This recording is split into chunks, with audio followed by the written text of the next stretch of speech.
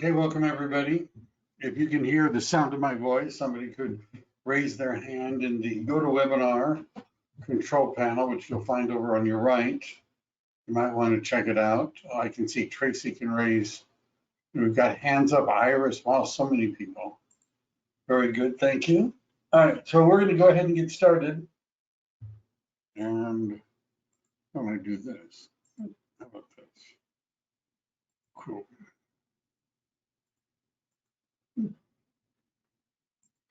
So my name is Mike Devlin, and this is a class to help you pass the real estate licensing exam. There's 12 of them. This happens to be number 2. The focus of the information that I'm going to be covering is what we know that the California Department of Real Estate wants you to know in order to get a real estate license.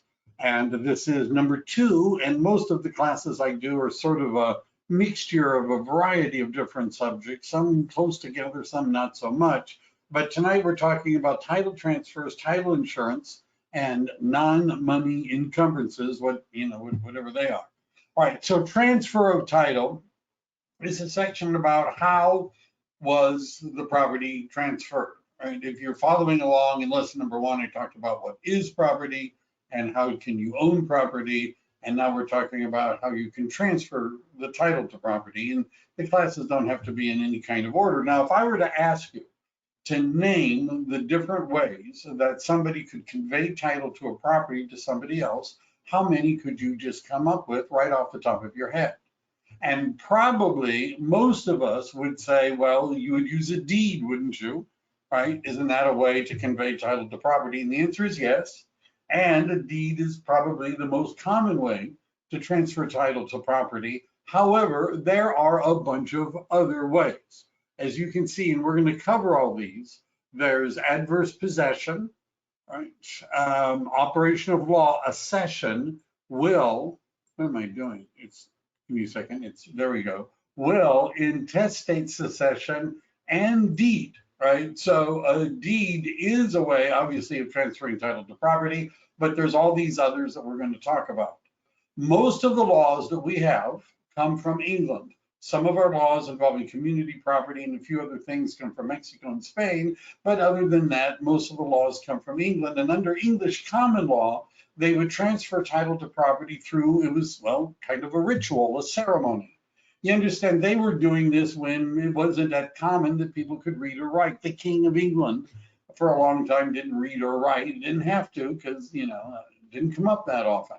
So the way in which they would transfer title is through a ceremony. And the way the ceremony would work, if I had some land and you were trading an ox, let's say, for my land, you would show up with your friends in the ox and I would be there with my friends. And at some point, after we discussed what we were doing and confirmed that's what we were doing, I would bend down and I would pick up some of the dirt and I would hand it to you. And when you took the dirt, you had seized the title to the property. And the word livery means title, and the word season means to seize. Now, some of you, I'll bet some of you have been watching Downton Abbey. I bet some of you have, right? You've watched Downton Abbey. Now, if you've watched Downton Abbey, and there's some others, I guess, now that I'm thinking about it. If you've watched Downton Abbey or a show like that, there are a class of servants that are called liveried servants, right? What does that mean? A liveried servant? They drink too much, right? Their liver is going bad. Or the livery is the uniform that the servant wears that has the colors and the crest of the house that they work at. And when they take off their livery, right, they're sort of delivering themselves. They're wearing the title. So the livery of season ceremony, and yes, the Department of Real Estate is asked about this on the exam, is when the title is seized and moved from one person to the other. Now, can you understand after a long time, they started writing this down rather than just having people pass dirt back and forth with a bunch of witnesses, right? And then after a while, as you can imagine, they gave up all on the passing dirt part. And they would just say, here's a piece of paper, sign. If you want dirt, pick it up on the way out, right? And so the document that we use today, which is called a deed, actually is related to the ceremony. Because what kind of deed, the word deed means like an action, like a good deed, a bad deed, a dirty deed, right? So what deed are they talking about? They're talking about the ceremony.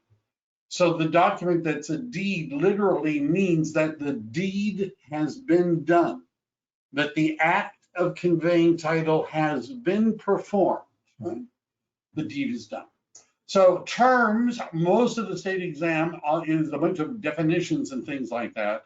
Title is the evidence of your right of ownership, right? That's title is. Now, it's just evidence. So for example, if you have a deed to a house, is that your title? So if I were to break into your house when you weren't there and steal the deed, then I would now have the title to your house. Is that how it works? If you're thinking, oh no, that wouldn't work because I recorded the deed. So we hack into the county recorder's office, delete the file, then I break in, steal your deed. Do I now have your house? Some of you are probably thinking you're probably getting warmer. But the answer is no, because that piece of paper is not your title. You have your title. That piece of paper is evidence that you have title. It's not evidence that I have title. And one way to think of this, it's like the right to vote. Anyhow, it's like the right to vote. And what I mean by that is, have you always had the right to vote? Could you lose the right to vote? Have you ever seen the right to vote? Well, probably not. You haven't seen it. You've seen evidence of it, like, jury summons and things like that. So the title is simply the evidence of the right of ownership, but it is not ownership. A deed is an instrument. Instrument means it's a piece of paper that has legal effect. Color of title means it looks good but isn't. Cloud on title is a concept often on the state exam. There's a question in the state exam about a woman who owned property prior to marriage in her name. She gets married, changes her name, then wants to sell the property that she owned before she was married, but she's signing things in a married name, but that's the title in a different name. It's a cloud, but not a big deal. The word alien is a stranger. So, and to alienate means to convey there's a stranger in the property. And the Department of Real Estate likes word games. It's the opposite of acquisition, because acquisition is when you buy something and alienation is when you sell something. And the word demise is simply a way of conveying an estate, usually by a lease, usually. All right. So we're going to use the word alienation. Right? Why not? Because this is a class on title transfer. And that's what alienation means, the transfer of title. And we're going to talk about the two ways of doing it. You can do it voluntarily, right? Or you can do it involuntarily. And voluntary means that you deeded it to somebody, you left it in the will, and patents are issued by the government. If it's not voluntary, it could be operation of law. And we're going to cover all of these. What does it mean to escheat the property back to the state? What's eminent domain, quiet title action, foreclosures, and an execution sale? And then there's also natural processes that can move title around, accretion, reliction, and avulsion. They're a lot of fun. And we're going to start with one of my favorites, which is called adverse possession. Yeah, adverse possession. That always sounds to me like, it would be, have you ever seen a movie about an exorcist? Right? That sort of a thing, that would be adverse possession, but somehow I don't think this has to do with exorcism. So the year was 1848. And in 1848, the war between the United States, Mexico, Spain had come to an end. And we signed, we being the United States and Mexico, the Treaty of Guadalupe Hidalgo. And in that treaty, the United States said they were going to recognize two things, two big things. One was the community property laws that were in effect in California at the time. But number two, the treaty said that they would recognize all existing Spanish and Mexican land grants. Because in 1848, who cared? I mean, really, who cared? Then there were some big ones. There was one Spanish land grant down by Santa Barbara that was over 100,000 acres, right? Then in 1849, if you're following the timeline, the next year, something special happened in California. 49, right? I think that's when they started a football team, something like that. Or it's when they found gold. All right, so 1848, you guys can keep your land grants. 1849, there's gold in the land grants. 1850, California becomes a state. And one of the things they adopted, and they didn't make this up, it was in England at the time, is something called adverse possession. And what adverse possession essentially is squatters' rights. And what adverse possession says that if I occupy your land without your permission, against your will, and I do it for 5 years, I get to keep it. You can understand why that was a popular idea among other people flooding to California because they were looking for gold. So I know it sounds weird, but adverse possession is acquiring title by exclusive, notorious, and open use of the property. In other words, you have to be doing it in such a way that you could be seen if somebody was paying attention. Sneaking into the property at the dead of night and hiding in a cave and sneaking out before the light comes up is not going to be good enough. Quiet title action or quitclaim deed perfects. What that means is after you've been there for 5 years on the property, openly, notoriously, exclusively using the property, it's yours under the law of adverse possession, but how do you prove it? You know, do you have a piece of paper that says that? You have to either go to court and get a quiet title action, or you have to get the title owner to sign a piece of paper giving it to you. You cannot use this to acquire government property because people would be all over the national parks and things like that. So the requirements are open, notorious, uninterrupted, 5 consecutive years. You don't have to necessarily live on the property. Possession can mean farming and ranching and a few other things, right? It's debatable. The payment of property taxes for the same 5 years was not in the original law. It wasn't. But it was added later to pretty much kill this process. Because let's say you own property and you don't go look at it, it's some little piece of land and you don't just, and you notice somebody's paying the property taxes for you. Yay!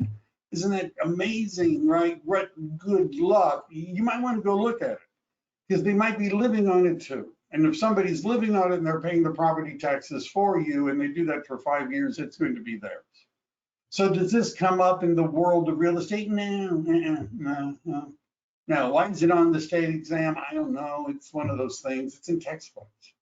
Does this ever happen in today's life? Well, sort of, maybe.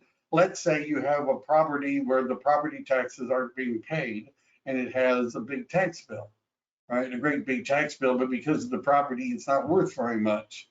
If somebody were to move into the property and start paying the taxes after 5 years, you might be able to get the property, but this virtually never happens. Never happens.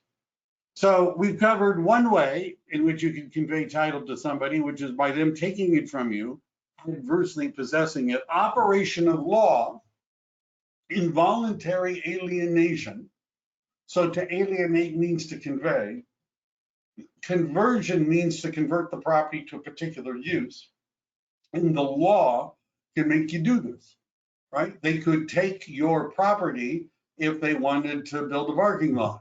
They could, by changing zoning and other laws, regulate the use of property. A quiet title action is something that we've mentioned. You need to know that it's a court suit to remove a cloud on the title. Foreclosure, we're going to talk about in another class. And an execution sale is when property is sold under a writ of execution. And that satisfies a judgment. We're going to talk more about judgments, I think today. Right, we'll see. There are government powers in all of this mix. There's the power of escheat, eminent domain, taxation, and police power. Escheat is, you can kind of think of it as when the government cheats you out of the property. But actually, what the word means, it's a very, very old French word that means to revert to the king. That's what it means. Very old. And if you're saying, well, how old of a French word is it? Well, it was used back in 1066. So back in the year 1066, William of Normandy, William the Conqueror, a French guy but related to the King of England, crosses the English Channel with his French knights, and at the Battle of Hastings defeats King Harold of England, and he becomes the King of England. Now, up until that moment, the king in England owned all the real property. If you were not the king, you could be a tenant, but you couldn't own real property. And so what William did is he gave away property to the people that came with him and helped him fight the war. And those were his feudal lords, his little fiefs. And they had an estate of inheritance, which means their children could inherit, and their children could inherit, and their children could inherit, and on and on and on. But what happens if the line dies out? What happens if somebody dies without a will and without any legal heirs? And the answer is it would revert back to the king. It would revert back to its cheat to the king. So now we don't say the king, but the property reverts to the state when somebody dies and leaves no heirs and no wills. All right. Now, occasionally they've asked about the law of descent and distribution, not very much. But there's a question very common on the exam, and it says, which of the following ways of transferring title could an individual not use to get title to property? And this cheat is the answer, because unless you're the king, right? Unless you're the sovereign, nothing is going to escheat to you. Eminent domain. And that to me always sounds like a cheap champagne that might sell at 7-Eleven or something like that. But what it is the power of the government to take private property, right? Involuntary conversion. Fair market value has to be paid, and it's called condemnation. So if they take my property because they want to use the land for a new parking structure or something like that, and I don't want to sell to them, they're going to still take it through what's called eminent domain. The Constitution says that governments cannot take private property without paying just compensation. So they have to pay me for it. Now, it's called condemnation, but that's not the way some of us might be used to using the word condemnation. For example, if I have an old rat-infested building in the downtown area and the city comes and puts red tape around it and then eventually tears it down, some of us might say, well, that was condemned. But that's not what condemnation means. Condemnation doesn't mean the tearing down of a building. It means the taking of the property by the government. It can be used by the federal government, state governments, counties, cities, lots of different people. Severance damages is what it's called when they take some of your land, but not all of your land. And because of the land they did take, it's lowered the value of the rest of your land. And inverse condemnation is when you ask the government, please take my land, right? Because they didn't actually use your property. But right next door, they put in an EPA Superfund toxic waste site, right? Or they're putting in an airport or something like that. And the noise and the fumes, and you just say, look, please just take my property. That's called inverse condemnation. Taxation will cover in other classes, but these are powers that the government has that sort of affect our ability to transfer title. Police power, the word police comes from the Greek word polis, which means city, like metropolis, megalopolis, that sort of thing. And so when you see the word police power on the state exam, think of the word government. The Department of Real Estate likes to ask questions, which of the following would be considered police power, which of the following would not be considered police power, and they give you a jumble of answers. So police power only involves government actions, and they have to be for the public health, safety, moral, and general welfare. So land use controls, planning, zoning laws, building codes, those are all examples of police power, and the government pays no compensation for police power. All right. So I have a building downtown. The city tears down the building because they want to use the land for a parking lot. They have to pay me because that's eminent domain. same building downtown, but it's a rat infested fire trap, and the city tears down my building because it's a, rat infested fire trap. Are they going to compensate me for the loss of my building? The answer is no, they're not going to compensate me for the loss. They're going to bill me for the cost of tearing it down. So when the government is operating for the public health, safety, moral, and general welfare, they don't pay for that right. They don't pay for that, and they don't compensate. It can't be discriminatory. Title cannot be vested in the government by police power in its general terms, right? Police really means the power of government. It would include regulation of purchasing, selling land, but police power does not include condemnation. Remember, condemnation is to take, and they must pay. Police power is to regulate, and they do not pay. They're not the same thing. Accession, acquisition by being added, accretion, avulsion, reelection, my gosh. So accession is when you get something by a natural right. Let's say there's monarchy, and let's say a queen in the monarchy were to pass on or resign. I don't know if they resign, but whatever they do, abdicate. That's what they do. Abdicate being the queen. Then somebody else, maybe a prince, right, would accede to the throne. And when they have the big ceremony with the carriage and all that, and they go through, the cathedral, that ceremony they broadcast on television is called the accession ceremony. So when somebody accedes to something, it means they're getting it because they're the next one in right? It's their turn, and they're the next one. They have a natural right to get it. So accession means that your property, your title gets bigger, or you get other title or property by some natural right. One of those would be called accretion. And if you're thinking, isn't that somebody I would meet, in Athens maybe, or Greece, maybe, but by this accretion, we mean like concrete. So accretion means when other people's dirt ends up on our dirt, we get to keep the dirt. Now you might think, who cares about the dirt? Well, gold in streams, some people care about the dirt, right? I'm not going to go into all the different lawsuits about dirt, but there's a lot of them. So the dirt is called alluvium or alluvion, and that's the dirt. Accretion is when your land gets bigger by gradual or imperceptible additions. Avulsion is sudden, violent tearing away. Now,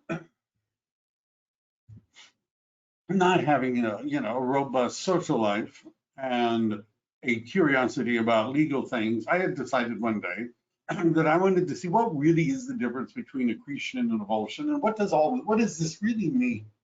And when I looked at a whole bunch of law review articles and things like that on the subject, I found that the only court cases that were ever discussed involved one issue.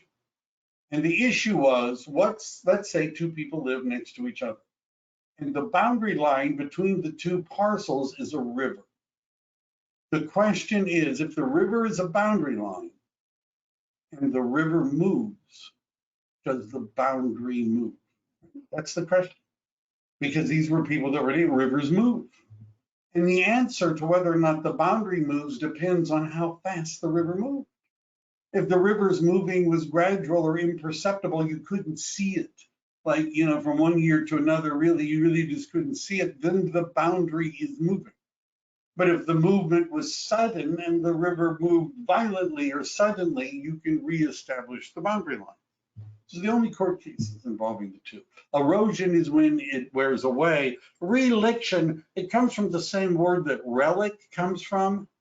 So a relic is something that is left over from the past or something like that. So if I own land and my boundary is an ocean or a lake or a river and that waterway goes down, it would expose more land which I would get title to because of re-election. Again, on the state exam, just definitions to have fun with. The instrument, a will. All right. We have come to something that real estate agents actually could know about and make money. Now, you might be thinking, gee, it's been almost 30 minutes. And are you saying that nothing that you've covered so far is something that we're probably going to be able to make money with as a real estate agent? And the answer is, yeah, it's probably true. All right, nothing I've said so far is probably a moneymaker for you. But now we're getting into something by which you could, in fact, make some money. And what we're talking about is what happens when somebody dies and they leave a will. Now, when somebody leaves a will, it is said to be the testamentary disposition of the property. Testamentary coming from the word testate, which means to speak, as in testament, testimonial, that sort of thing, testify, that sort of thing. So if somebody dies and they leave a will, they are said to have spoken as to what they want done with their stuff. Now, the minimum time for probating something is 4 months. It usually takes more like, a year and a half. But anyhow, so let's say a father dies and he leaves the family household to his 4 adult children who are now in their 40s, right? That sort of thing. What's going to happen? Do you think those 4 kids are all going to move back into the family house, live there together like old times, Probably not. No, that's probably not going to. They don't want the house and they don't want to live there. What they want is the money.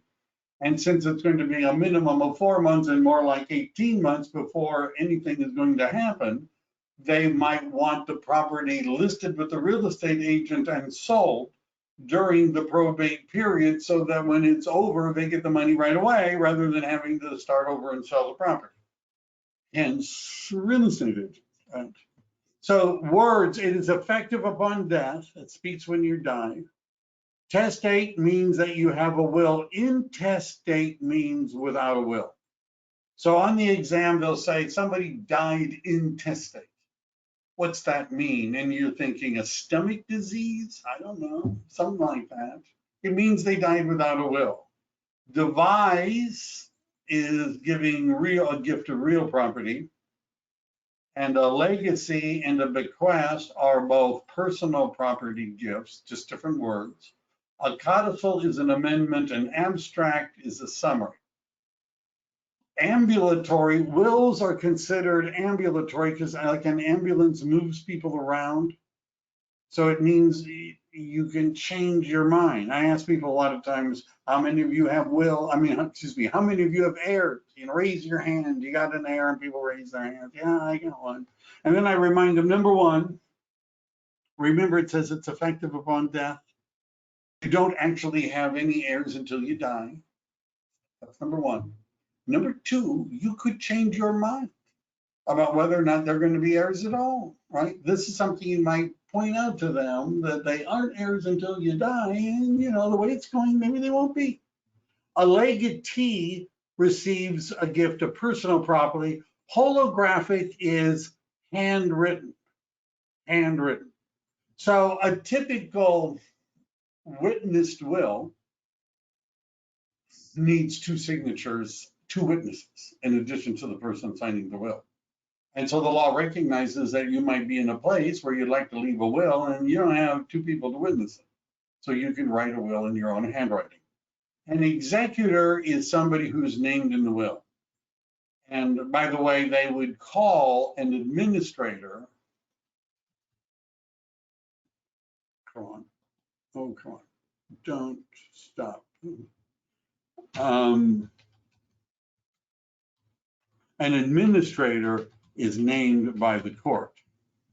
So if you leave a will you're supposed to say who you pick to execute, carry out the will.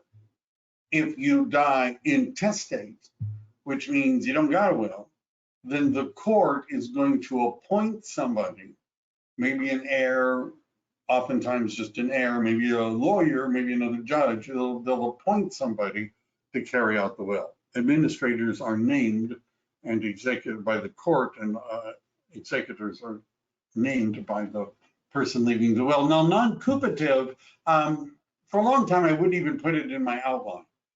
The only reason it's in the outline is it appears on the real estate exam as an answer choice.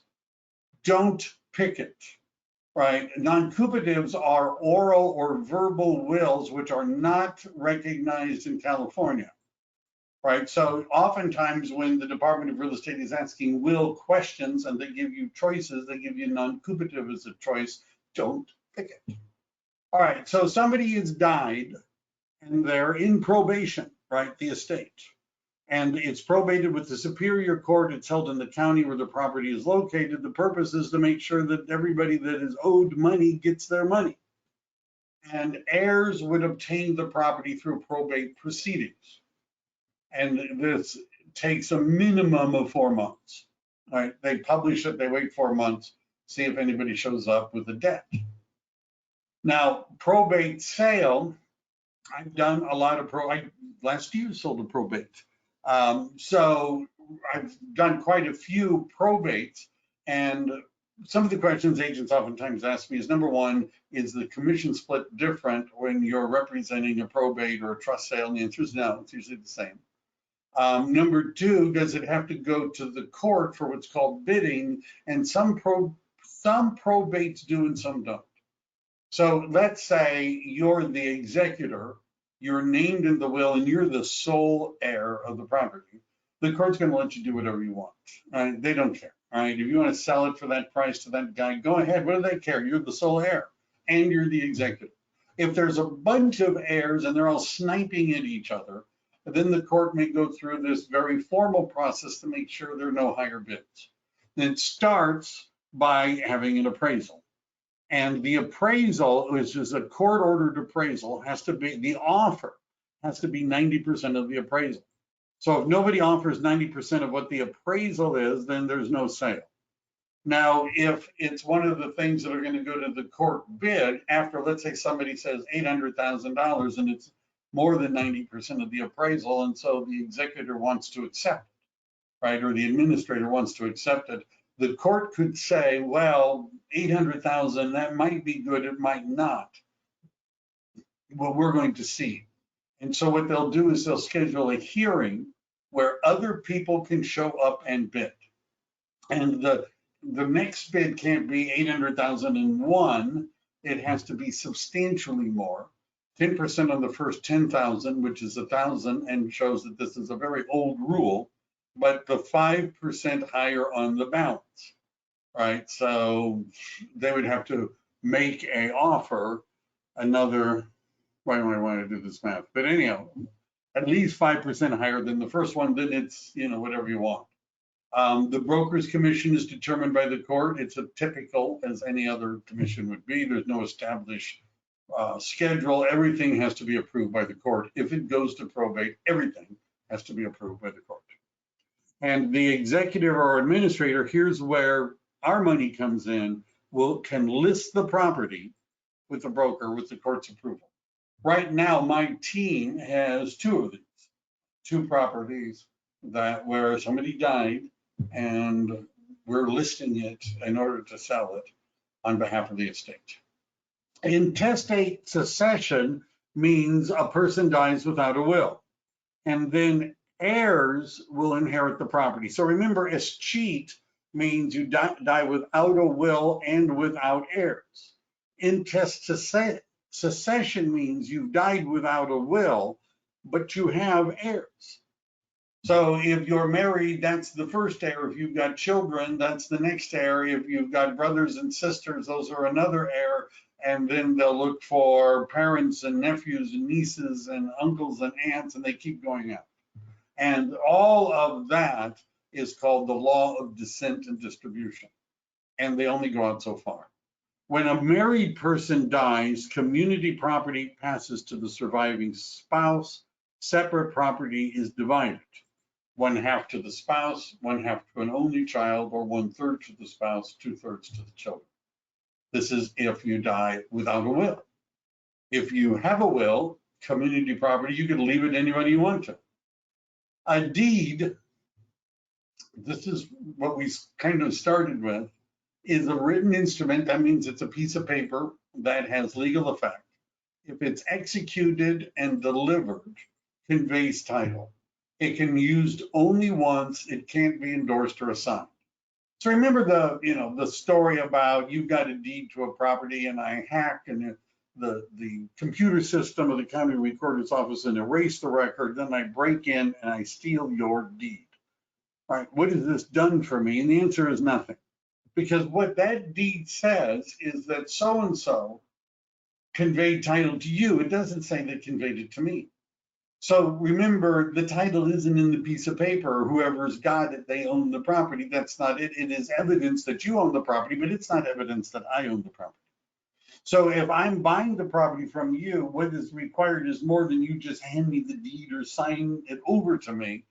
Right? You need to make out a new deed, because the thing you're giving me says you own it, doesn't say I own it. An exception means that part of the property isn't included, and the word patent is something you just need to know. It's when land is conveyed by the government. The first time the government conveys a parcel to a person, that document is not a deed, it's called a patent. And if you look at all property in California and you go back far enough, you're going to find 2 types of patents eventually. One of them would be a United States government patent, and the other one, which is our forms of patents, would be Spanish and Mexican land grants, right? Which are grants by a sovereign, for land to a private person. A patent is a grant by a sovereign. I heard that someplace. So deeds. The grant deed is the most common type of deed. And the reason we know it's a grant deed is because it uses the word grant. Now, what we mean by it uses the word grant, first of all, usually it says grant deed in great big block letters at the top of the page. It's kind of a giveaway. But let's say we weren't using a standard form and I took out a piece of paper and I started writing on the paper, I grant you the property that I own at, and I put in the address. I'm writing out a grant deed. Now, by giving you a grant deed, 2 things occur. Number 1, I am conveying what's called after acquired title.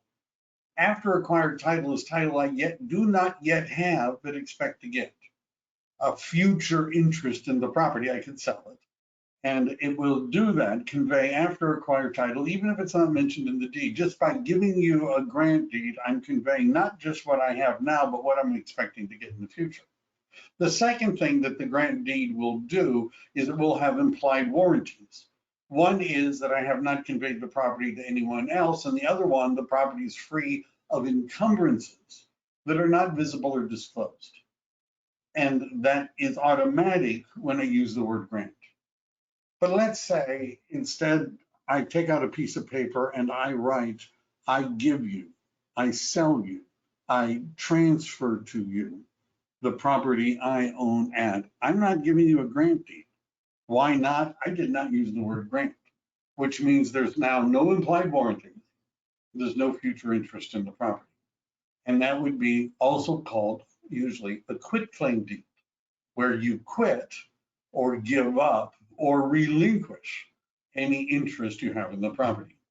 No express or implied covenants or warranties, no after acquired title, but it could still convey fee simple title. If I have fee simple title, which is the most title, the big one, and I give you that quitclaim deed, I transferred you to, when I do that, I have quitclaim to you fee simple title, right? You have it without those implied warranties and covenants and without after acquired title.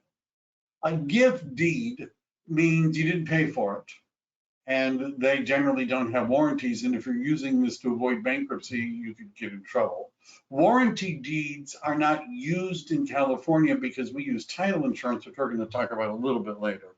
But a warranty deed is where the seller says, I warrant that the title is good, right? We don't care about that. We want to see the title insurance company's preliminary title report. We want them.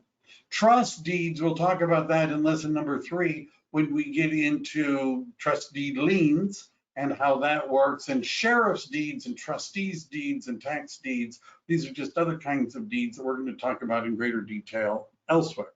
Right. But let's talk about a deed. The purpose of a deed is to provide evidence the title is passed from one person to the next. There are 3 things that have to happen in order for a deed to transfer title. Number 1, the deed must be valid. Now, to say that a deed must be valid, it has to be in writing. It has to describe the parties. It doesn't necessarily have to name them.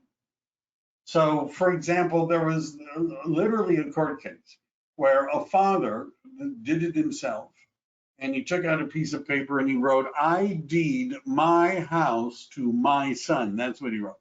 That's what he wrote. And the question was that a valid deed?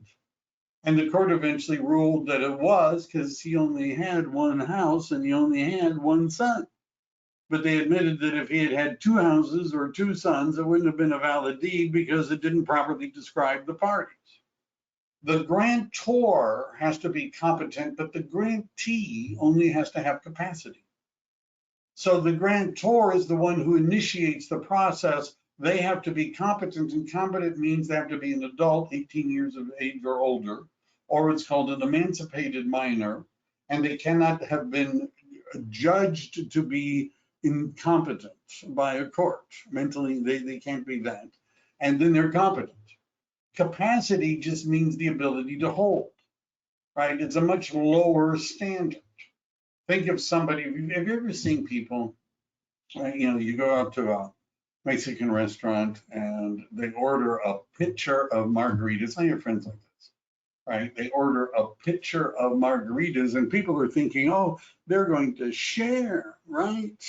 No, they have no interest in sharing. They want, give me a glass and give me the pitcher. And I mean, their capacity, right, of that. I mean, the capacity to drink the whole pitcher of margaritas is pretty amazing, right? They've got a great capacity, but they're not really competent by the time they're done. So an infant has the capacity to hold title. An infant can be a grantee, but cannot be a grantor. Grantors have to be competent to convey. There has to be an adequate description of the property. My house would work if you only got one. There has to be an action clause, I grant, I give, I sell, I transfer. And it has to be signed by the grantor. Right? Those are the components of a deed being valid. Let's say somebody makes out a deed, thinking about giving a property to a child, and makes out a deed. All of this is fine. Everything is perfect. It's all filled out, signed and everything, but the father thinks, maybe I'm going to wait. Right? Because it's a little iffy now, but I'm going to wait before I give it to him. Then the father dies. And they go through the father's effects, and then they find the deed. It's got everything signed. Is it the child's property? And the answer is no. Why not? Because in addition to being valid, a deed has to be delivered. And delivered means it has to be given to the grantee with an intention for title to pass. Remember Downton Abbey. The liveried servants were wearing the uniform of the house. And when their shift was over and they go upstairs and they take off their uniform, they are delivering, right? They're throwing off the cloak of title that they were wearing. So delivery means to throw off the cloak of title for an intention for title to pass. And number 3, it has to be accepted. You can't be forced to take title to property you don't want, like one where it's not worth as much as the loans or liens or things like that. So the essentials of a valid deed are laid out here. I pretty much explained them. It has to have an adequate description, an action clause, the grantor's signature. A deed is executed when it is signed, looking at the word execute, right? Because executed can mean carried out, but executed can also mean signed. And an executed deed is one signed by the grantor. Often confusing, does deed equal title? Did I answer that already, Walter? The deed is evidence of title. The state exam is pretty clear about that understanding. A deed is evidence of title. It's an instrument to move title, but it is not title, right? Remember the right to vote, right? It's not something you can see, but it's still there. Delivery. The valid deed must be delivered to be effective. A deed is effective when delivered.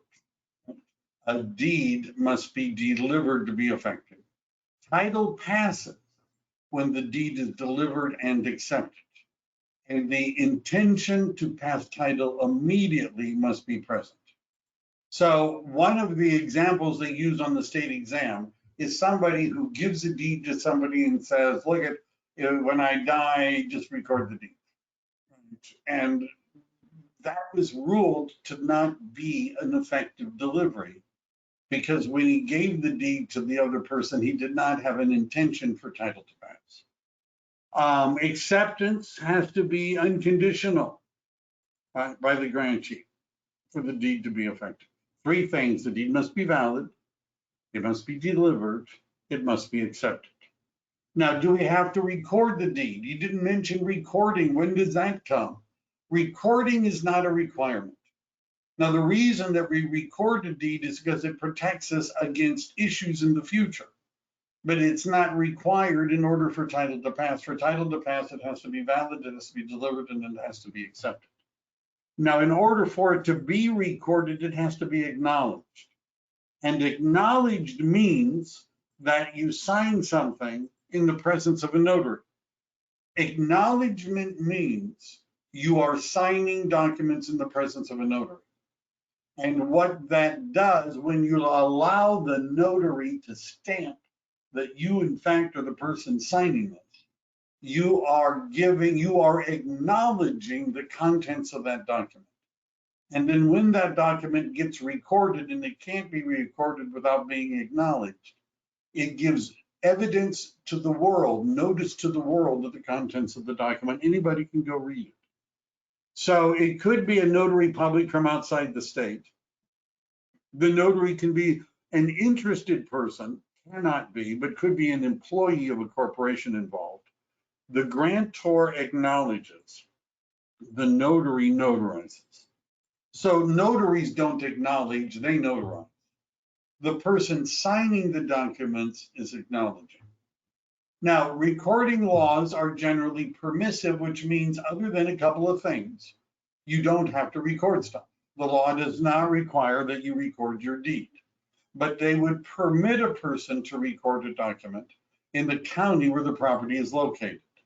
And that would give what's called constructive notice, which we're going to talk about now, because notice can be actual or constructive.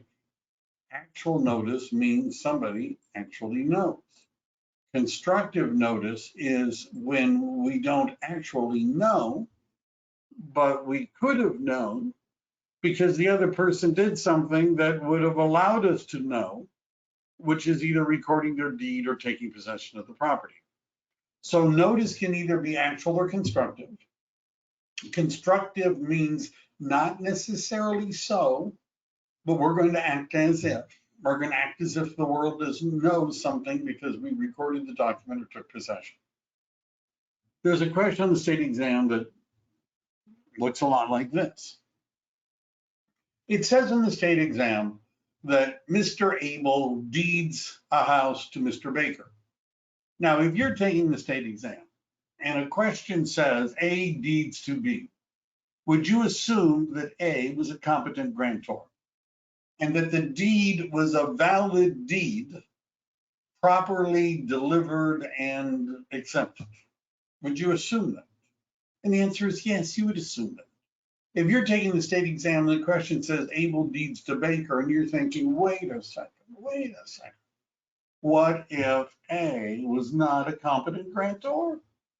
What if he was? What if he was under the age of 18 and not an emancipated minor? Then what would happen? What if the deed wasn't a valid deed? What if he left something off? What if he did? Do you understand? You are about to miss a question. Right? If you're thinking that way, you're about to miss a question. So if you're given a question and it says A deeds to B, you're going to assume that A has deeded to B.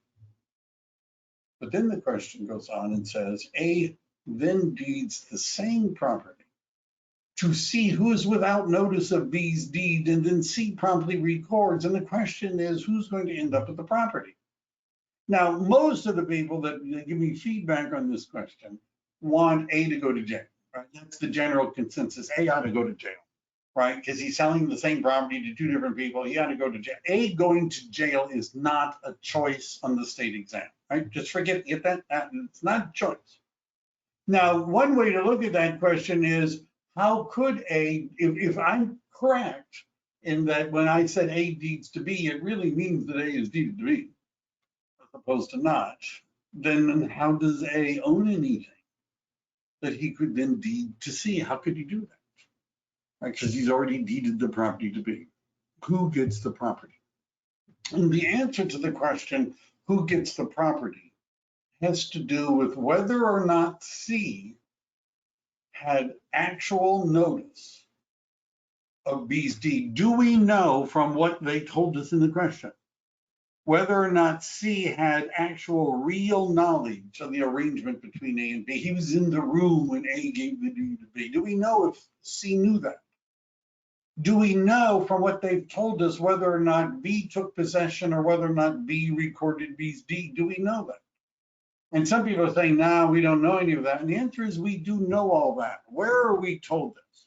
It says A deeds to B. A then deeds the same property to C, who is, here it comes, without notice. See that phrase? Is without notice of B's deed. What does that phrase mean? C is without notice of B's deed. Well, there's only two ways that C could have had notice. He could have had actual notice, which means that he actually knew that A had already deeded the property to B. Or he could have constructive notice, which means that B had recorded B's deed or taken possession. But when they say he took the property without notice, it means none of those things had occurred. C is going to get the property. C is going to get the property. Why? Because the first valid deed that is recorded determines the owner. Unless that person prior to recording had either actual or constructive notice. A deed signed and delivered but not recorded is valid between the parties. A deeds to B. But it is invalid the subsequently recorded interests without notice. C is a subsequent recorded interest without notice. And if you hold an unrecorded quitclaim deed and you do not occupy the property, you are in a weak position because you've got a deed without warranties and you're not giving constructive notice and you didn't record. You're in a weak position. Priorities of documents and liens. If it's a trust deed or a mortgage that's determined by time of recording. If it's a mechanics lien, it's determined by the time the work of improvement was started. If it's a government lien, it would have priority over everyone else, but on equal priority with each other. Seems fair. And before you can record a deed, it has to state where the property tax bill is. And before a deed can be recorded, it must be acknowledged. And acknowledged means signed in the presence of a notary. A deed does not have to be recorded or acknowledged to transfer title. Why do we do it? Because look at the example about A and B and C. That's why we record the deed. Anybody can inspect the public records. They're indexed. You could go down and look at them. A listing is not recorded. Why not? And the answer is because a listing does not affect the title to or possession of real property. A listing is a personal services, it's an employment contract. And you can't record anything you want to. You can only record documents that affect title to or possession of property, with maybe one exception. And an affirmation is somebody who, because of religious reasons, won't take an oath like on the stand. It's a formal declaration, and the person is called an affiant. Title insurance. Now, you might be thinking, the title insurance, that sort of sounds like something maybe they would sell in England, right? When that, there could be a market in England for people to buy title insurance. It's something that we use in California, and there's some other states that do it, but California's a big one. And it's where they agree to reimburse policyholders from financial loss. And if there's an adverse claim, they're going to defend. So title insurance is kind of weird as insurance goes. Because most insurance, when you buy insurance, you're buying it to protect you against something that could happen in the future.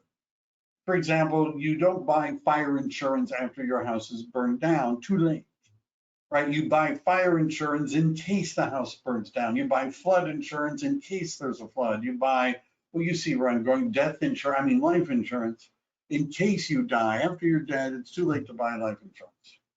But title insurance is when you're buying insurance not to cover you about something that's going to happen in the future. But title insurance is to cover you for something that's happened in the past. And so essentially what the title insurance, and that's why most insurance you have to pay more than once, because it's a future thing and it keeps going into the future, but title insurance you only pay one time, because it's only protecting you for anything that happened in the past up to a certain date. Doesn't necessarily protect you from things that are going to happen in the future. You record your deed to protect you from future claims, but you buy title insurance to protect you from past claims.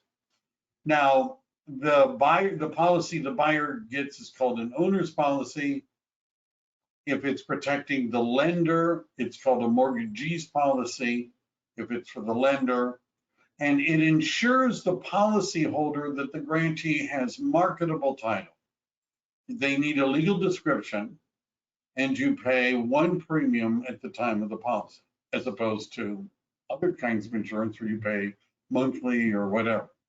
So the process for the title insurance is they search.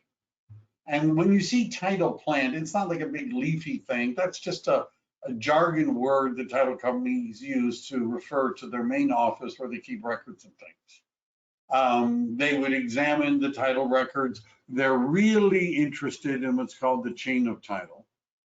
They issue something called a preliminary title report, but that's not enough to insure the title. If they issue the policy, the insured is insured against defects in the title. That's what title insurance is all about. And in escrow, they would collect everything. And at the very end, like at the last possible minute, the title insurance company would issue title insurance. Now, in most of California, escrow and title are done by the same company. They don't have to be. Escrow is a much lower bar. All you need to be an escrow officer really is a trust account and the right software, right? There are some regulations, but not many. Issuing insurance, that's a whole different thing, because now you have to be approved by the California Insurance Commissioner and they regulate things. And so that's a much bigger thing. And real estate brokers can be escrows and not necessarily title insurance, right? They would have to take some steps to do that, but a real estate broker can be the escrow company in a transaction that the broker is a party to. So title insurance Premiums are set by the title company, not by law. Title insurance is a cutthroat competitive business.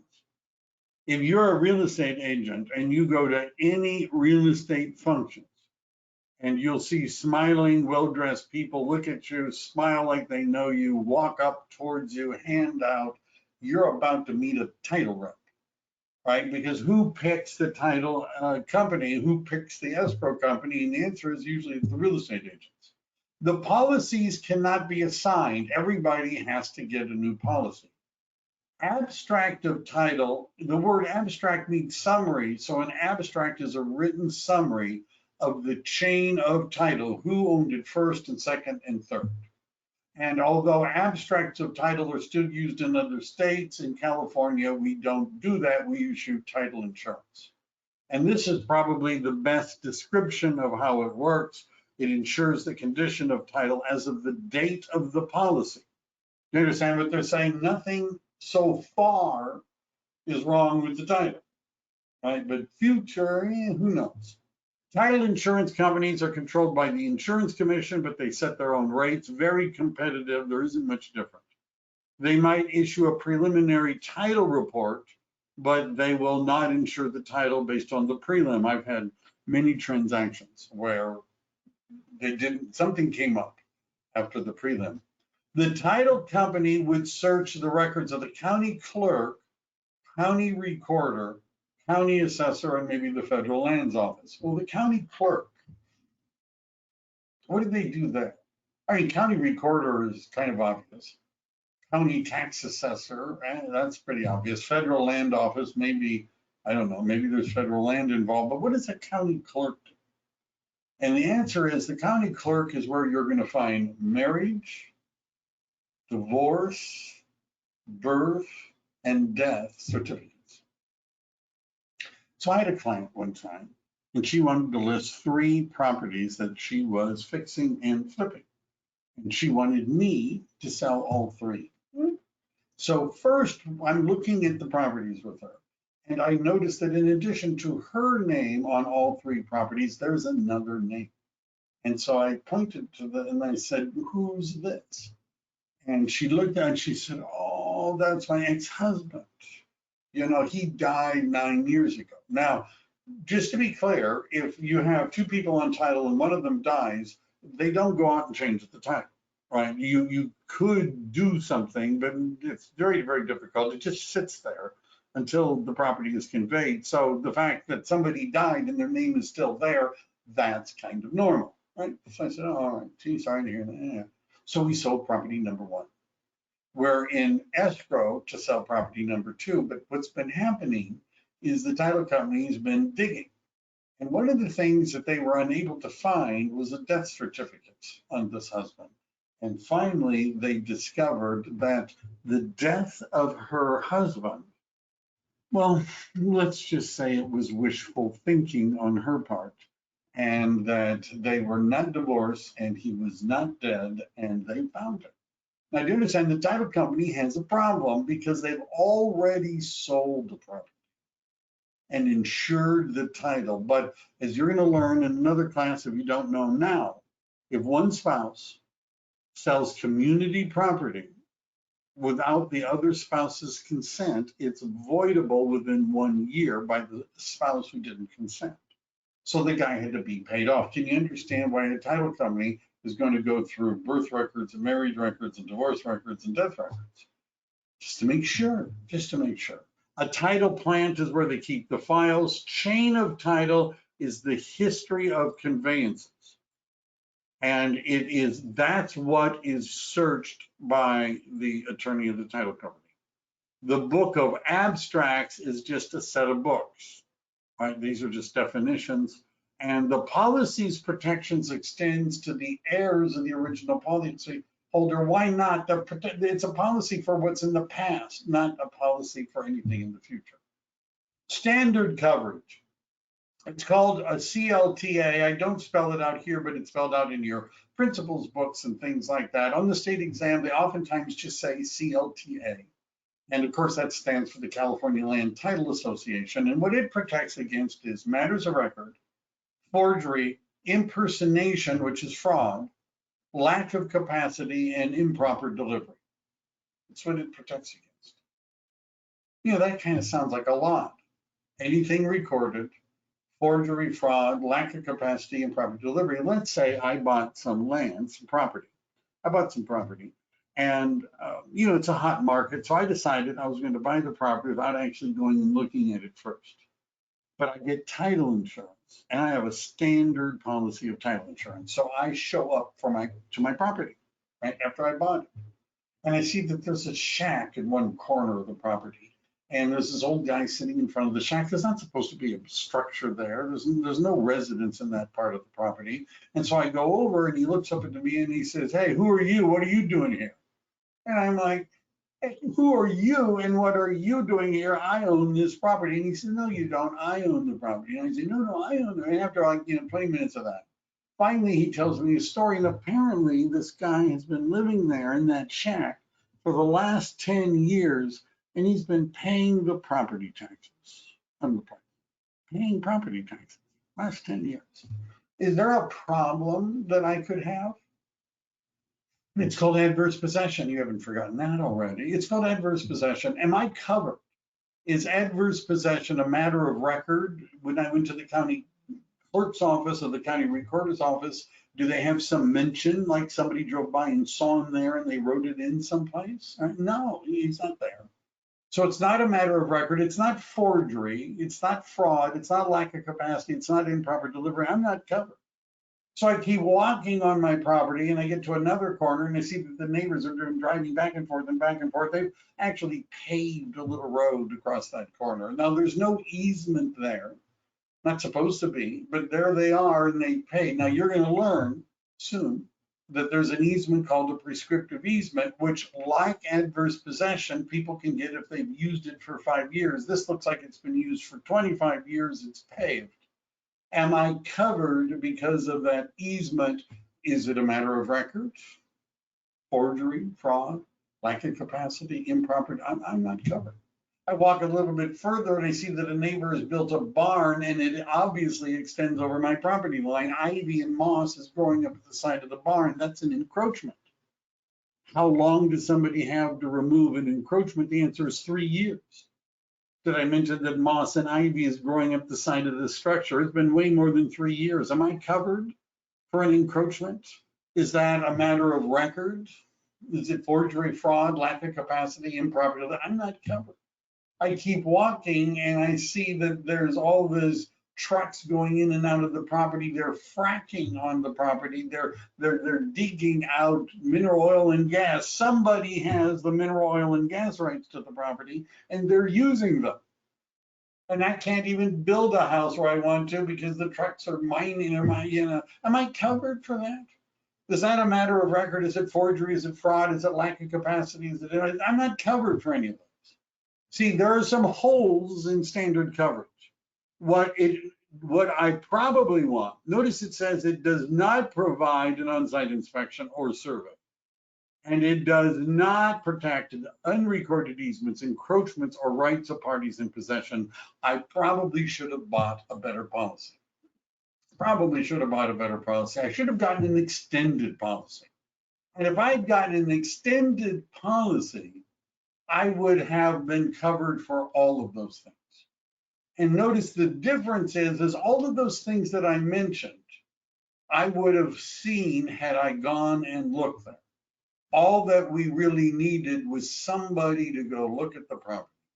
So the extended coverage, they send somebody to go look at the property. And then the lender has a policy, which you need to know is called ALTA. ALTA is for lenders. It's the same coverage as extended, but anybody can buy extended, but only lenders can get ALTA, but it's the same coverage. It also includes an on-site inspection.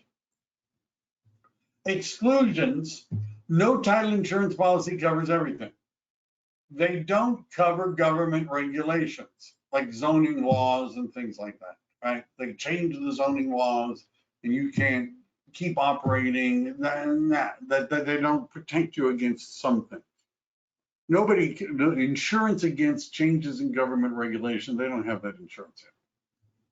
The OR and the EE rule. As we go through the course, you're going to see ORs and EEs as lessor and a lessee, a grantor and a grantee, an optionor and optionee, a offeror and an offeree, a mortgagor, a mortgagee, a trustor and a trustee, a vendor and a vendee, a lessor and a lessee. I may have already said that one. But anyhow, there's a whole bunch of these.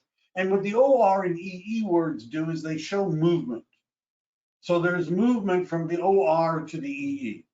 The OR has something and is giving it to the EE, and the EE is receiving it. OR is the original owner, and EE is the receiver. So the lessor is the owner of the property, the lessee is the tenant. The grantor is the one signing the grant deed, the grantee receives the title. You get the idea. You need to know these for our friends at the state exam. So we've talked about the transfer of title. We talked about title insurance. And what title insurance is sort of about is what's called encumbrances.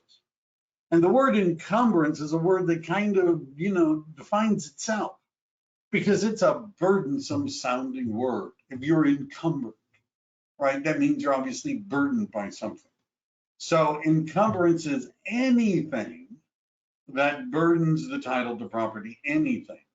And there are two types, money and non-money. There's the question of the state exam, would it be a common practice for a buyer to accept title to property that has been previously encumbered? The answer is yes, all property has been previously encumbered. There's property tax liens, there's utility easements, there's mortgages, there's nothing that hasn't had an encumbrance on it.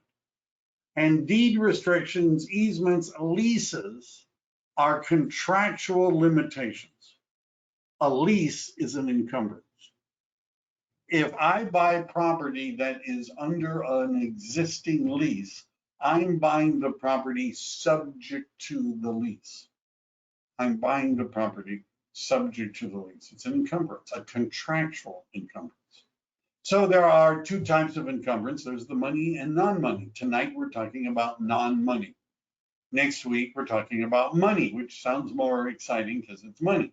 But we're going to cover non-money this evening, which are the restrictions, private and public, easements, a pertinent and gross, and a license and an encroachment. And these are called non-money encumbrances. And when we say non-money, we mean that it affects the physical condition or use.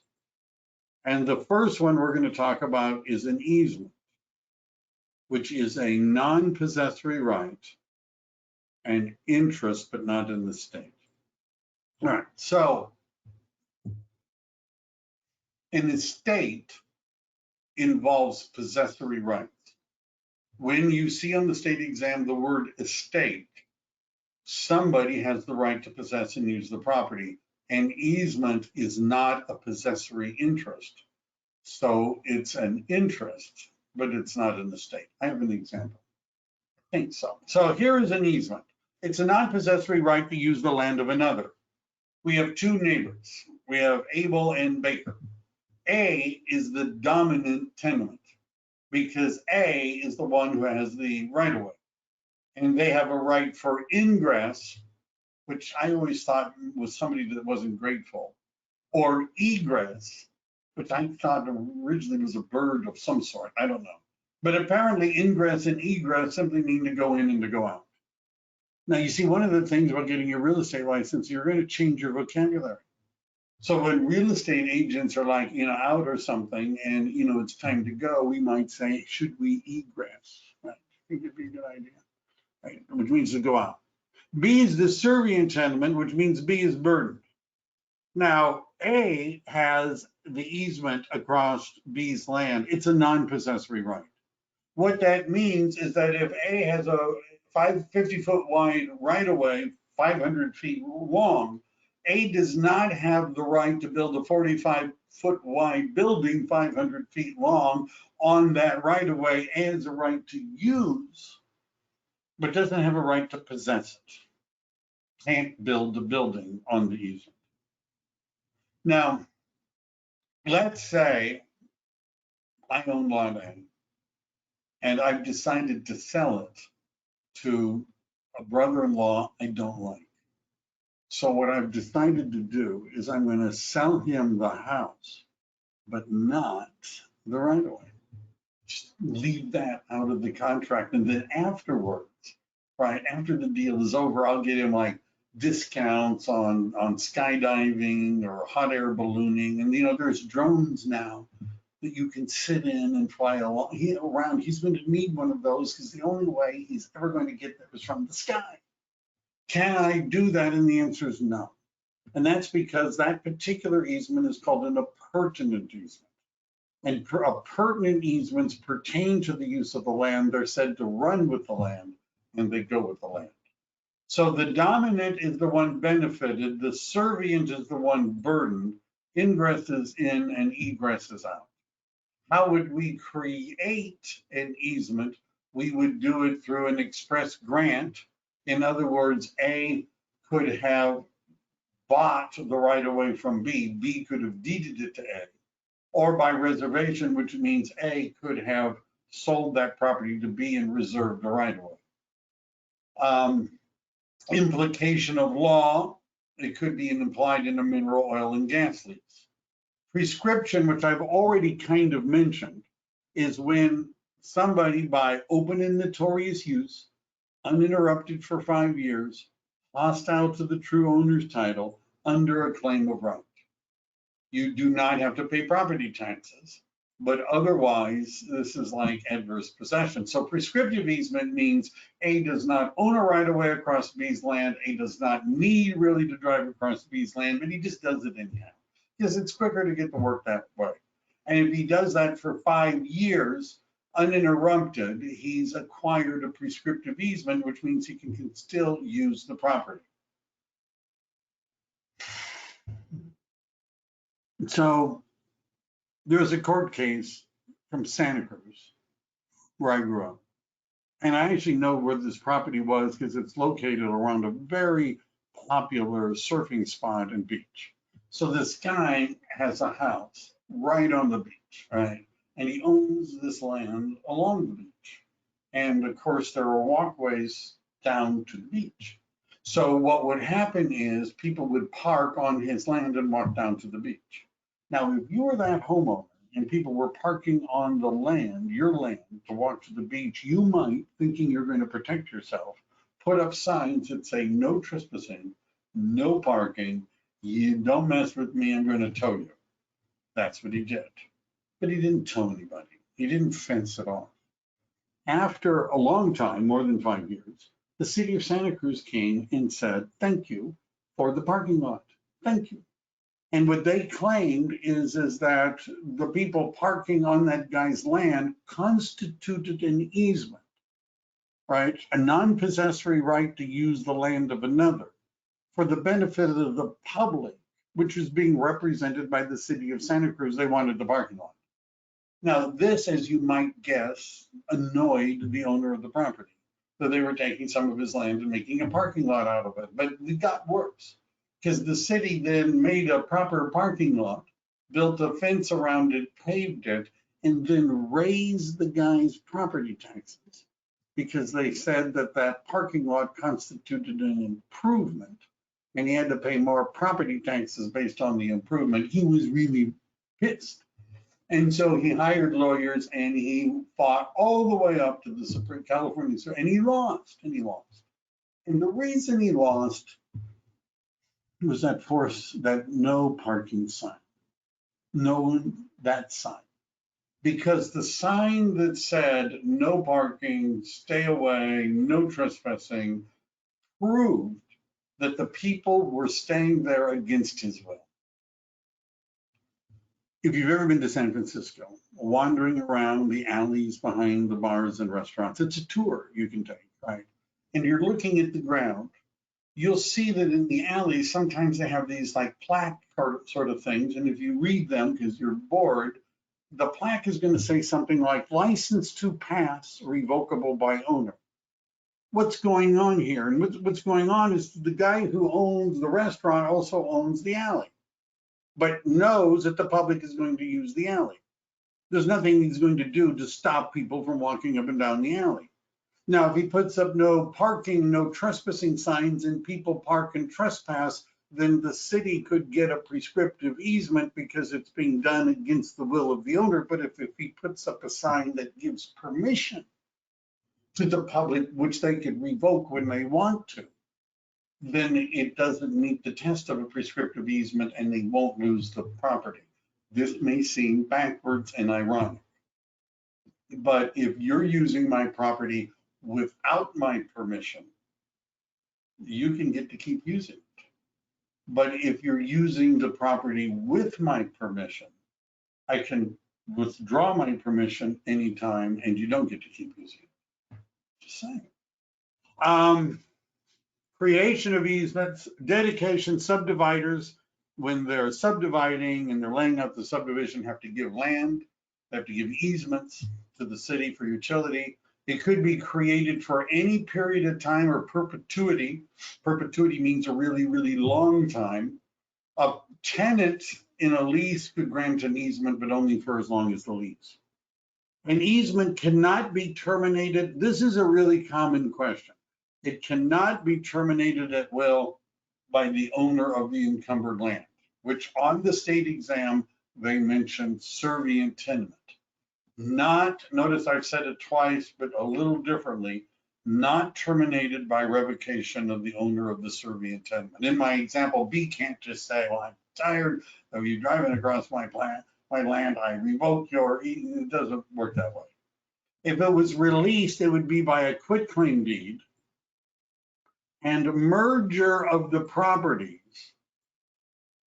So let's go back here. If A sells to B, so first of all, in generally speaking, if A sells his property, the buyer gets the right of way. Generally speaking, that's true. But it kind of depends on who A sells his property to. If B buys lot A, then the merger of ownership extinguishes the easement because an easement is a non-possessory right to use the land of another. You can't have an easement on your own land. So if there is a merger of ownership between the dominant and the servient tenement, it extinguishes the easement. Non-use for 5 years if acquired by prescription, but non-use of a deed easement has no legal effect unless somebody goes to the process of making a court case. And the court case is called abandonment, and it would be abandonment when you have to wait like 20 years that it's been abandoned before you can do anything. Adverse possession, this is just a question on the state exam, is on the list of things that could terminate an easement. It means that if somebody adversely possesses that easement for 5 years, that would extinguish it. And this is my favorite one, the destruction of the servient tenement. Now, I use a right of way as an example because it's an easy one that most people have some interest in. It's an easy one, a right of way. But an easement could be for any non-possessory right to use the land of another.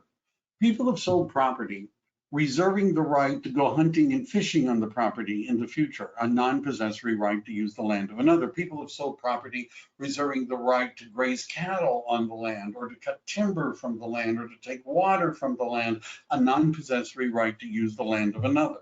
Somebody even sold their property in California and they reserved a right to be buried in the land when they died.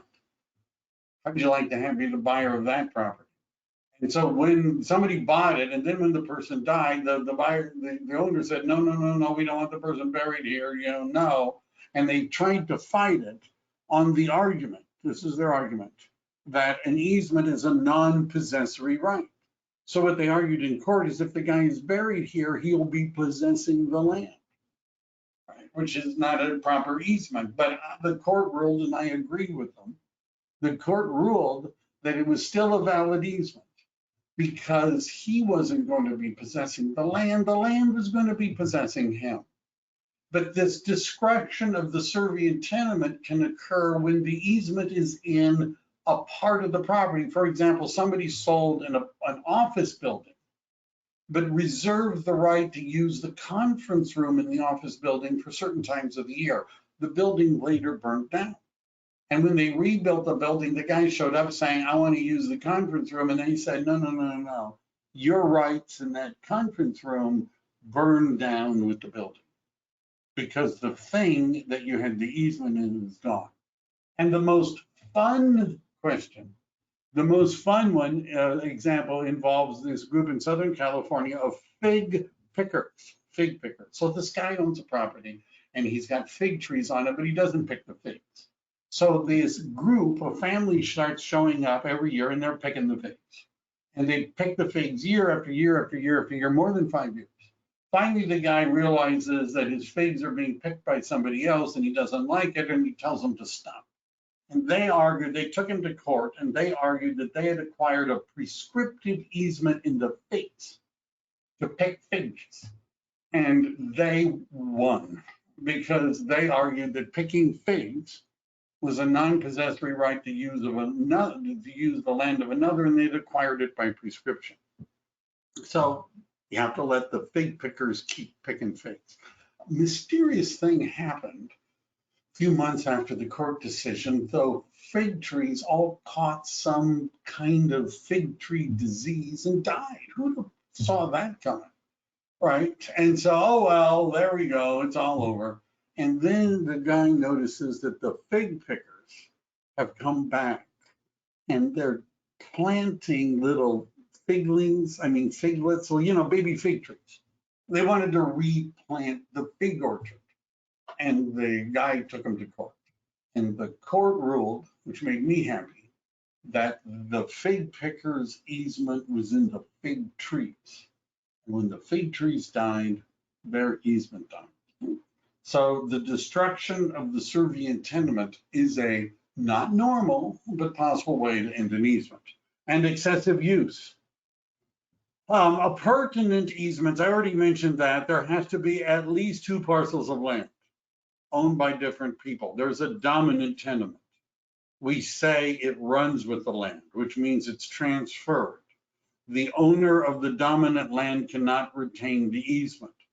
It does not have to be mentioned in the deed, and it does not have to adjoin the servient tenement. The dominant does not have to join.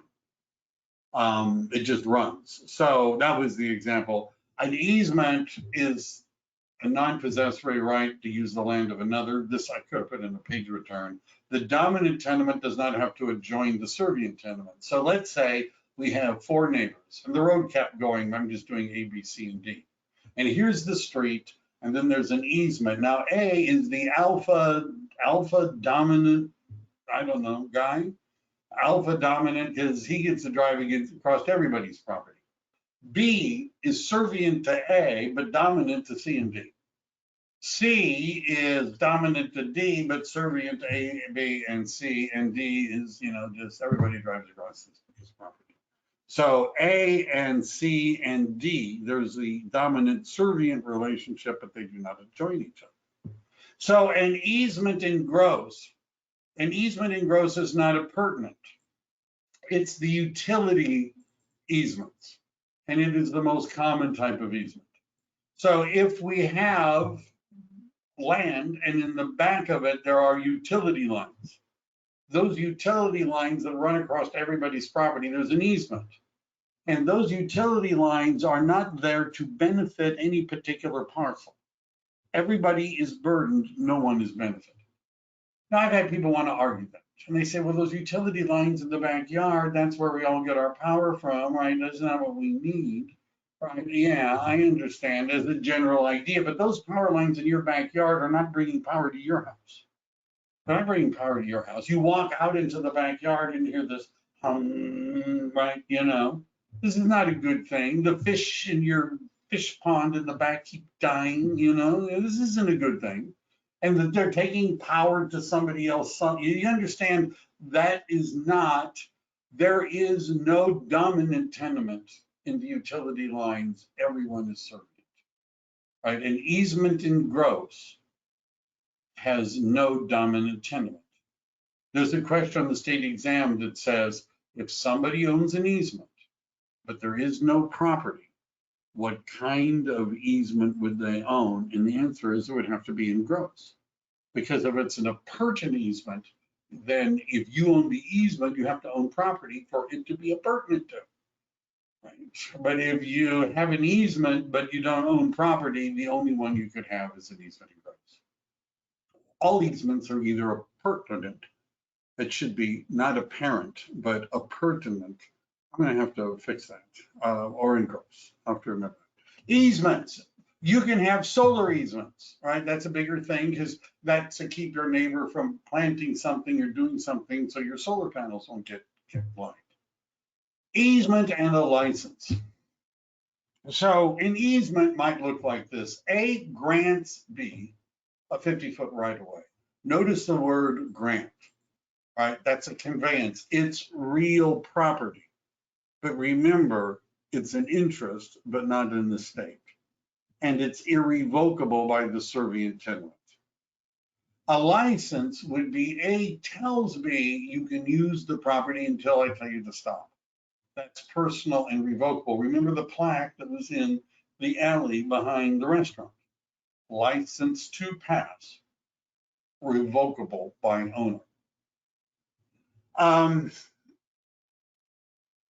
Restrictions.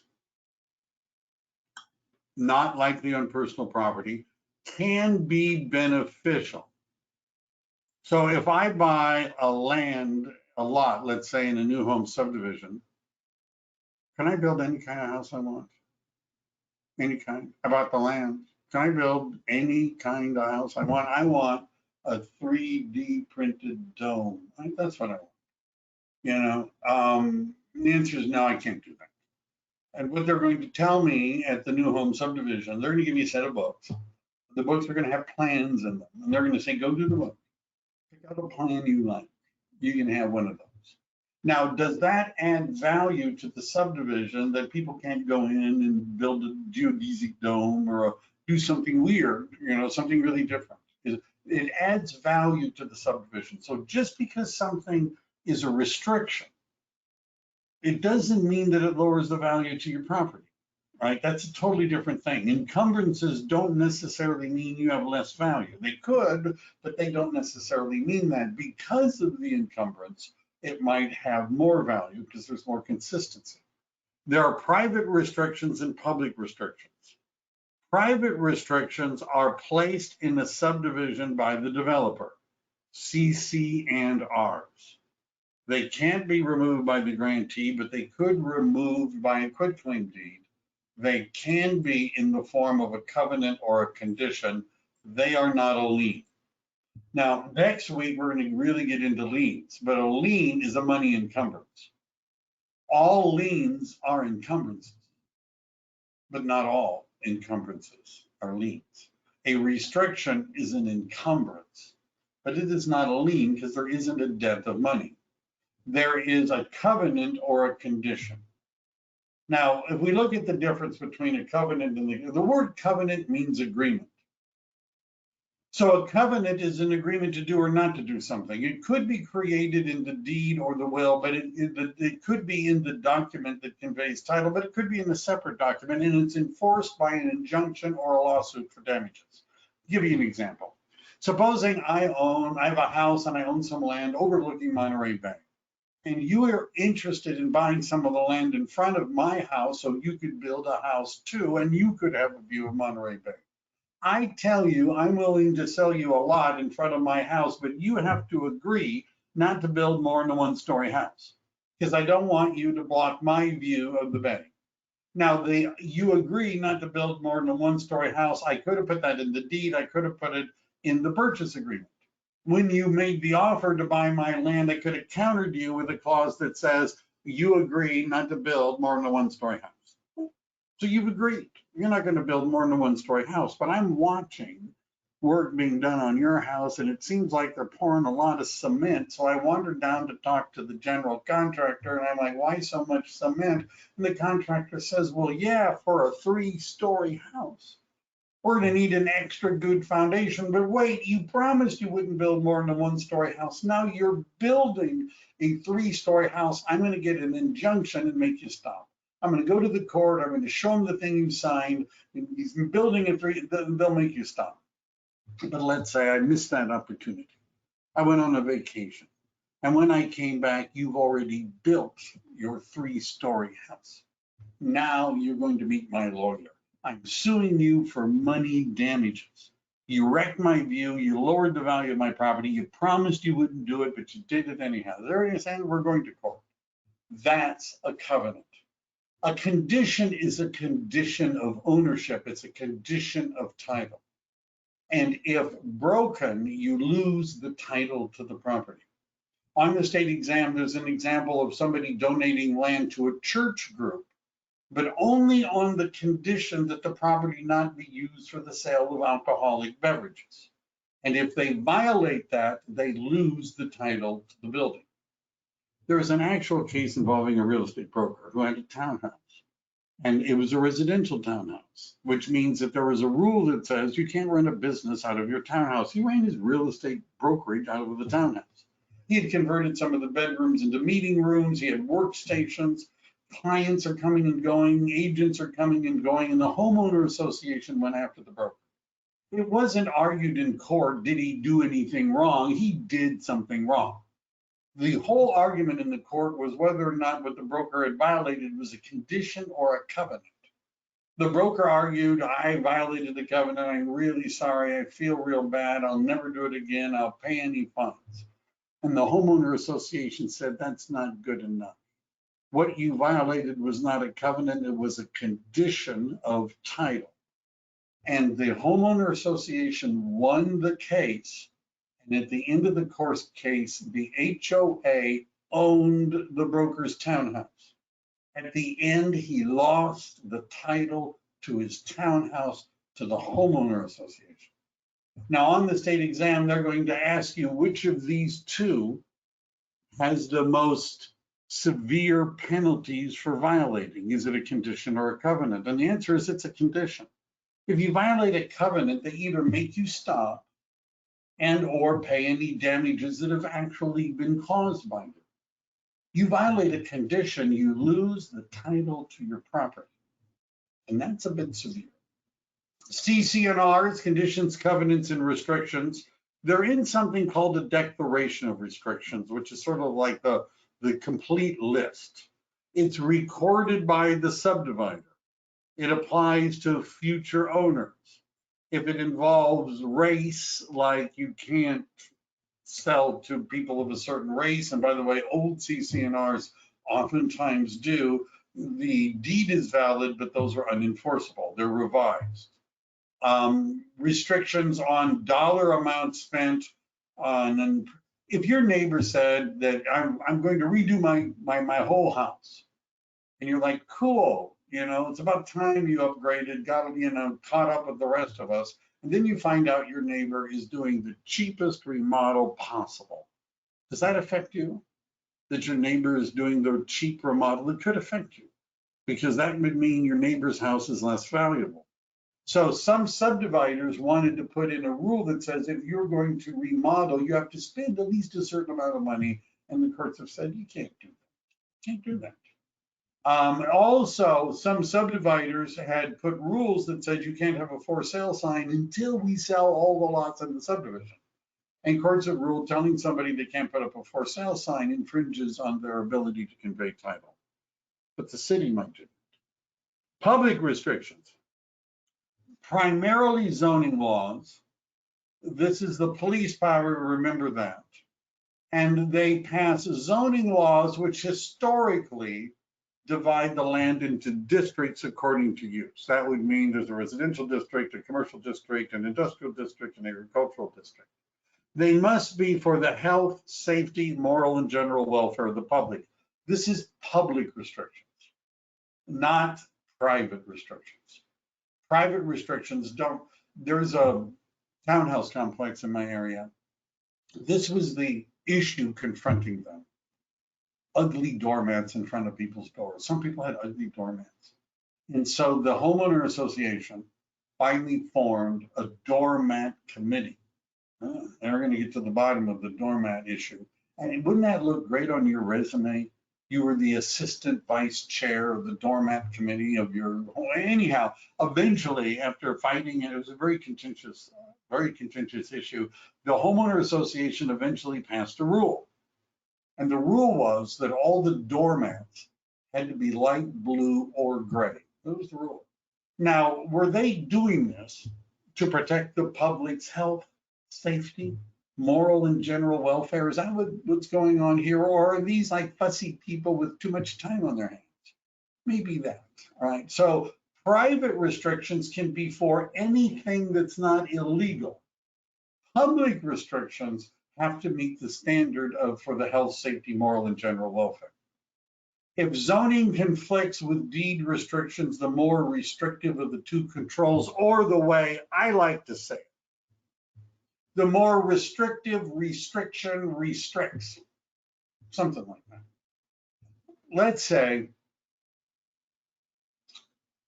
single family house, zoning says you cannot have a fence more than 10 feet tall around your house. Can you understand why that's a typical zoning rule? How many of us, either ourselves or know people, that if we could, would have a 40-foot fence around our house if we could? So zoning says you cannot build a fence more than 10 feet tall. The architect for the subdivision wanted an open space look, so the CC&Rs in the subdivision say you can't have a fence more than 6 feet tall. Is everybody following along? Zoning says no fence greater than 10 feet tall.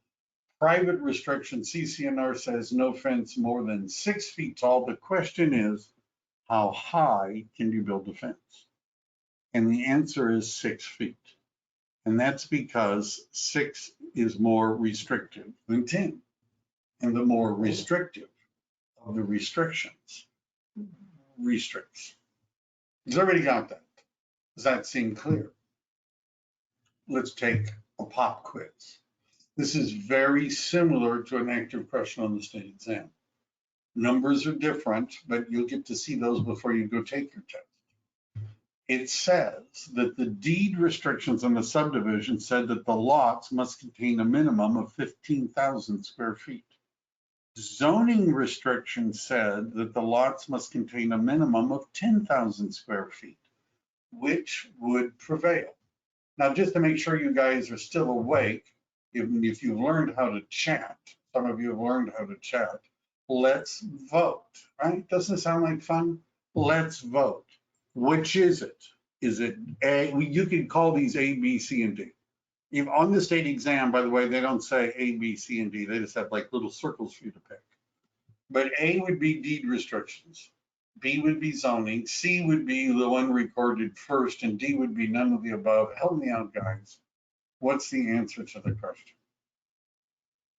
Is it deed restrictions? I'm not seeing a whole bunch of answers.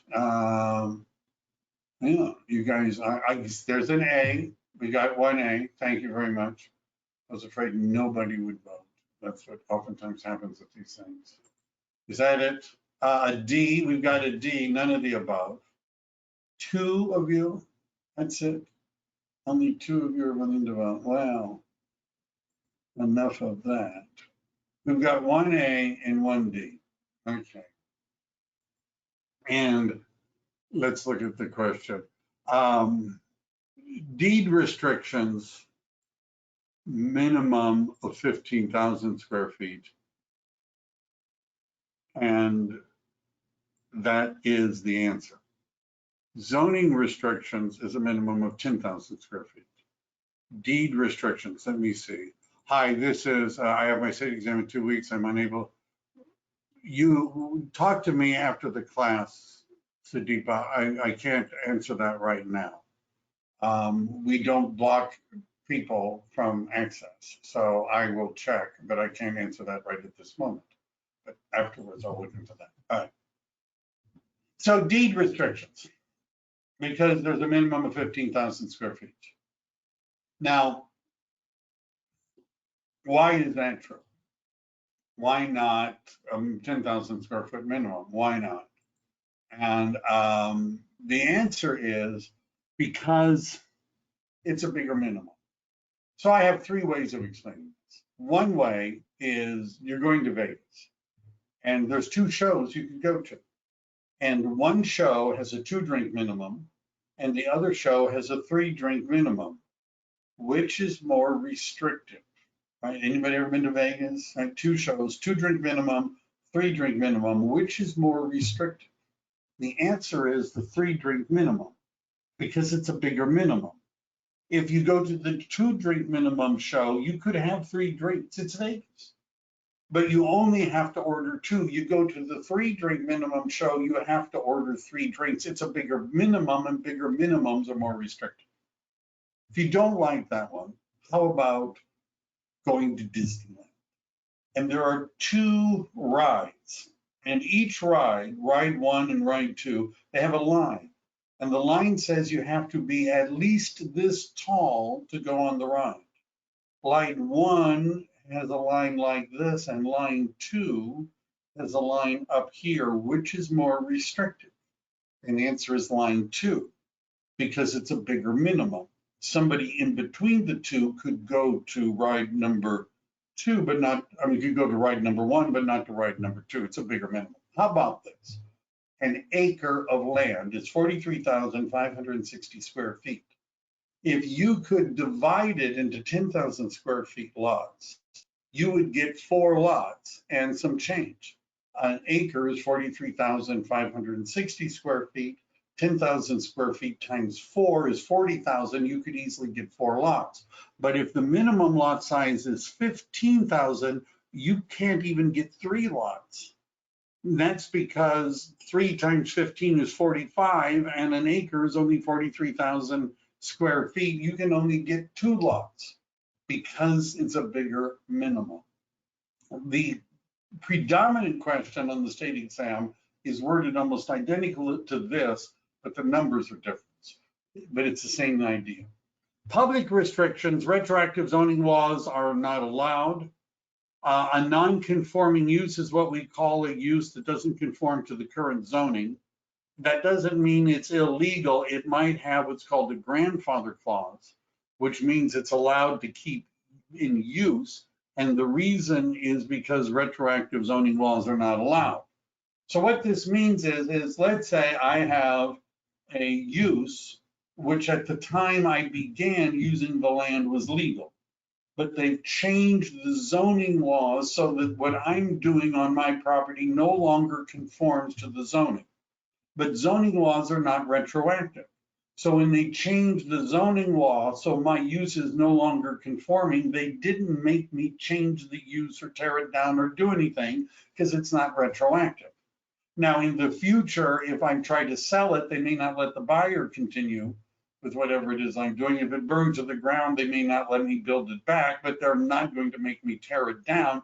Not now, because I have a grandfather clause, which allows the continuation of the non-conforming use. If you don't like the zoning laws, a lot of people don't, you could ask for rezoning, which is if there's a bunch of parcels. You could ask for a variance if there's one parcel, and you could appeal to the courts. Good luck with that. Anybody could ask to change the zoning.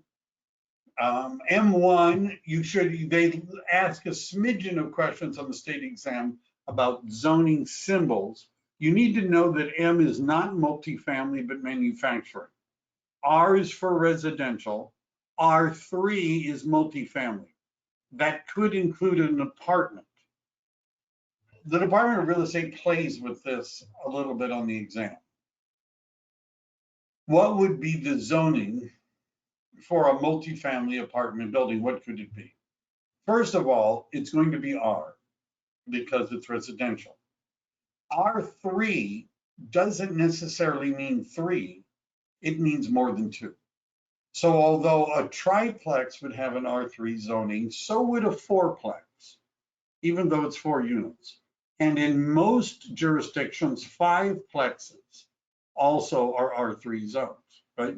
R3 doesn't mean 3, it means more than 2, right? Could be 3, but could be 4, could be 5. C means commercial, and I means industrial. Zoning laws don't control the design of streets. They do not cause title to be unmarketable. They regulate everything, building removal. The city or county can't come up against the coastal commission because they win. And changing the zoning from commercial to residential is called down zoning, right? And they call it that because it's down, because commercial is considered to be a more intensive use than residential. And then the final thing we're going to talk about is called an encroachment. These are the non-money encumbrances. You can go back to my chart, see if I hit them all. And an encroachment is when you build onto somebody else's land. It's a type of trespass. And there's a 3-year statute of limitations, which they will not extend. And you would bring a civil suit against the neighbor who's encroached. It's trespass. You have 3 years to do something about it, and it involves a civil suit. All right, that is all I have for title transfers for this evening. I hope that was enough to last you. What we're going to do now is talk about how the course works. And some of you I know, let me do